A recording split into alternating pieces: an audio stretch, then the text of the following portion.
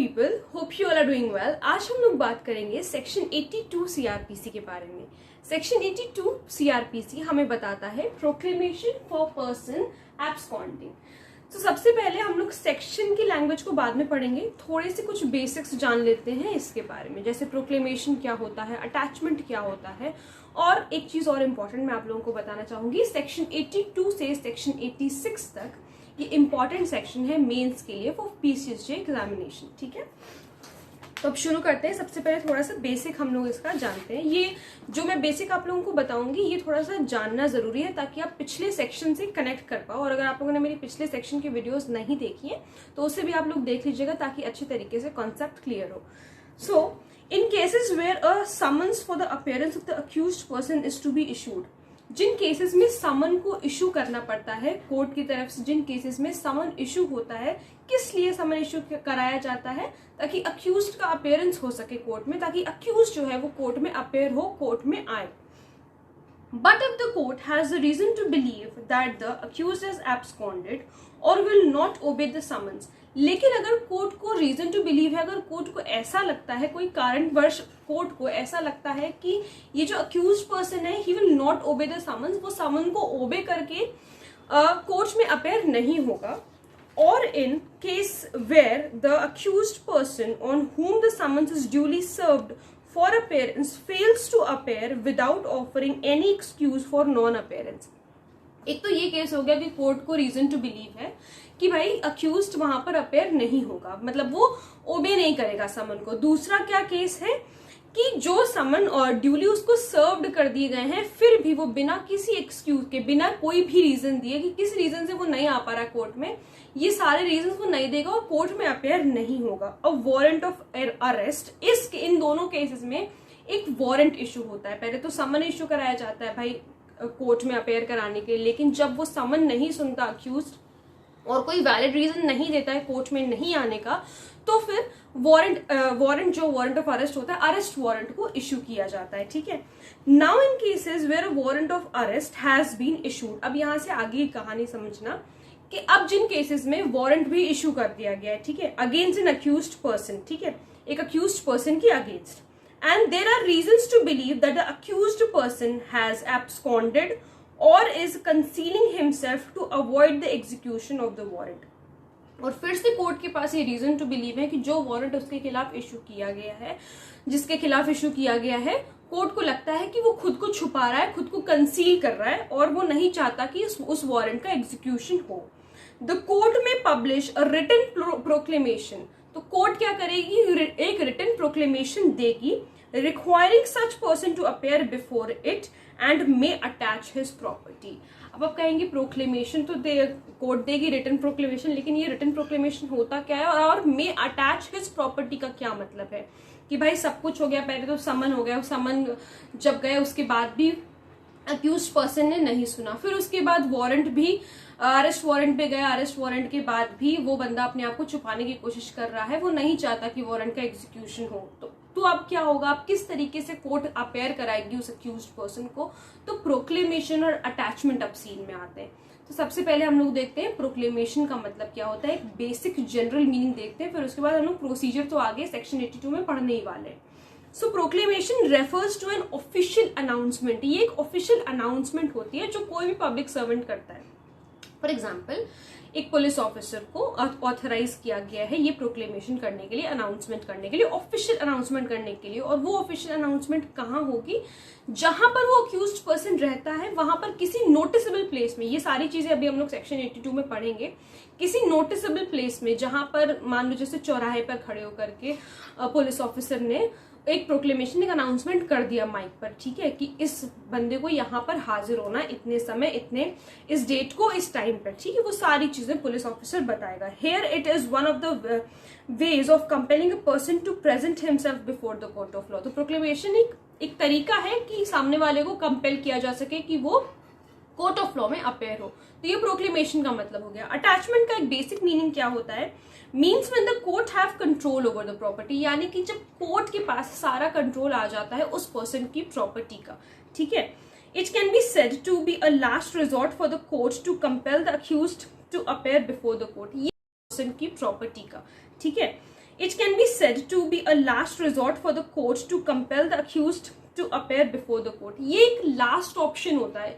मान लो कि भाई इंसान अक्यूज्ड को समन भी भेजे गए हैं, वारंट भी भेजे गए हैं, प्रोक्लेमेशन भी करा दिया गया, उसके बाद भी अगर वो अपेयर नहीं हो रहा है कोर्ट में, तो ये लास्ट ऑप्शन होता है कोर्ट के पास कि वो अटैचमेंट अनाउंस करती है, यानी कि उसकी प्रॉपर्टी को सीज कर लेती है. क्या प्रोसीजर होता है, सारी चीजें हम लोग आने वाले सेक्शंस में पढ़ेंगे. तो अभी इस वीडियो के लिए हम लोग बात करते हैं सेक्शन 82 सीआरपीसी. तो बेसिक मीनिंग आप लोगों को आई होप क्लियर हो गई होगी प्रोक्लेमेशन और अटैचमेंट की. अब हम लोग देखते हैं सेक्शन 82 में क्या लिखा है. So section 82 says proclamation for person absconding. Subsection 1 says, if any court has reason to believe, whether after taking evidence or not, that any person against whom a warrant has been issued, अगर court के पास ये reason to believe है कि कोई person जिसके खिलाफ warrant issue किया गया है इट हैज एब्सकॉन्डेड और इज कंसीलिंग हिमसेल्फ, या तो वो भाग गया है या तो वो खुद को छुपाने की कोशिश कर रहा है, so that such warrant can not be executed. क्यों? ताकि वो वारंट एग्जीक्यूट ना हो सके. सच court may publish a written proclamation. तो ऐसे में कोर्ट एक रिटन प्रोक्लेमेशन पब्लिश करेगी requiring him to appear at a specified place and at a specified time. एक स्पेसिफाइड प्लेस पे और स्पेसिफाइड टाइम, मतलब सारी चीजें एकदम पर्टिकुलरली कोर्ट मेंशन करेगी.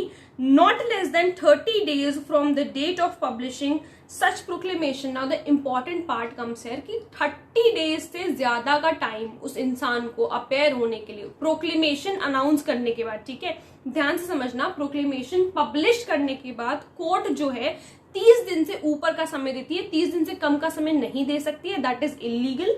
30 दिन से ऊपर का समय देती है उस अक्यूज्ड पर्सन को अपेयर होने के लिए. ठीक है. Now subsection 2 says the proclamation shall be published as follows. अब यहां पर आपको प्रोसीजर बताया गया है कि क्या प्रोसीजर है, किस तरीके से प्रोक्लेमेशन को पब्लिश किया जाएगा. So a part says it shall be publicly read, या तो पब्लिकली रेड हो किया जाए, उसको पब्लिकली सुनाया जाए, in some conspicuous place of the town और village in which such person ordinarily reside. कहां पर, जिस जगह पर वो इंसान रहता है, एक ऐसे कॉन्स्पिशियस प्लेस पे, यानी कि एक नोटिसेबल जगह पे, जैसे मैंने आप लोगों को चौराहे का एग्जांपल दिया था, एक ऐसी नोटिसेबल जगह मतलब जिसको सब जानते हो. ठीक है, वहां पर उसको प्रोक्लेमेशन को अनाउंस किया जाएगा. Second, it shall be affixed to some conspicuous part of the house or homestead in which such person ordinarily resides, or to some conspicuous place of such town or village.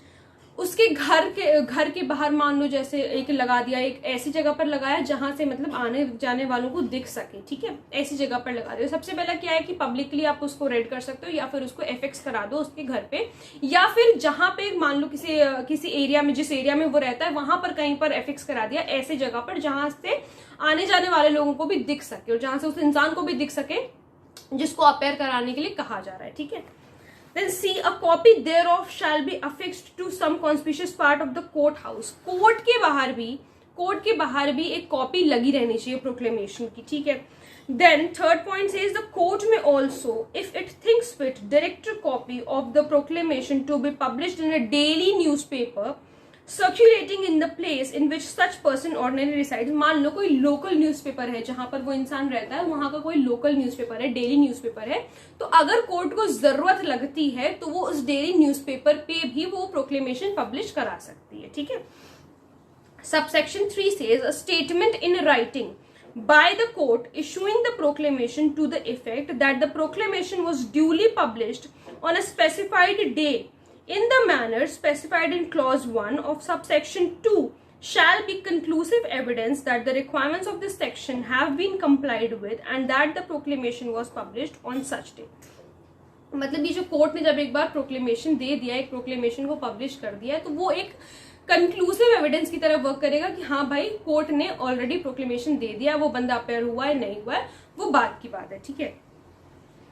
Now subsection 4 says, अब ये वाला जो subsection है ये 2005 के amendment से add हुआ है, पहले नहीं था. Okay. Where a proclamation published under subsection 1, जहां पर प्रोक्लेमेशन पब्लिश करा गया है under subsection 1 is in respect of a person accused in an offense punishable under section 302, 304 etc. ये सारे जितने सिंपल सा मतलब ये है कि सीरियस ऑफेंसेस में प्रोक्लेमेशन को इश्यू कराया गया है, ठीक है। एक स्पेसिफाइड टाइम स्पेसिफाइड प्लेस बता दिया गया है प्रोक्लेमेशन के थ्रू। The court may after making such inquiry as it thinks fit pronounce him a proclaimed offender and make a declaration to that effect. उसने इन सब में से कोई एक ऑफेंस कमिट किया, ठीक है। अब क्या है कि वो अपेयर नहीं हुआ, प्रोक्लेमेशन देने के बाद भी वो अपेयर नहीं हुआ है कोर्ट में, तो फिर अब कोर्ट उसको, अगर कोर्ट को ऐसा लगता है तो कोर्ट अब क्या करेगी, उसको प्रोक्लेम्ड ऑफेंडर घोषित कर दिया जाएगा। प्रोक्लेम्ड ऑफेंडर का मतलब होता है भगौड़ा, ठीक है, उसको प्रोक्लेम्ड ऑफेंडर घोषित कर दिया जाएगा। Subsection 5 says the provisions of subsections 2 and subsection 3 shall apply to a declaration made by the court under subsection 4 as they apply to the proclamation published under subsection 1. इस सबसेक्शन 5 में ये बताया गया है कि सबसेक्शन 2 और 3 में जो प्रोविजंस दिए हुए हैं, जो कोर्ट डिक्लेयर करेगी कि मान लो जैसे सबसेक्शन 4 में हमने पढ़ा प्रोक्लेम्ड ऑफेंडर के बारे में, ठीक है। प्रोक्लेम्ड ऑफेंडर अगर किसी को डिक्लेयर कर दिया गया है तो ये चीज भी न्यूज़पेपर में इस तरीके से बताई जाएगी कि हाँ भाई इस बंदे को, जो अक्यूज पर्सन है, उसको प्रोक्लेम्ड ऑफेंडर डिक्लेयर कर दिया गया है कोर्ट की तरफ से, ताकि उस इंसान को पता चल जाए कि उसको प्रोक्लेम्ड ऑफेंडर घोषित कर दिया गया है। तो आई होप आप लोगों को ये वाला सेक्शन अच्छी तरीके से क्लियर हुआ होगा। अगर कोई प्रॉब्लम है तो please let me know in the comment section, और अगर आप लोग इस टॉपिक पे वीडियो देखना चाहते हैं तो वो भी प्लीज मुझे जरूर बताइएगा। Thank you so much.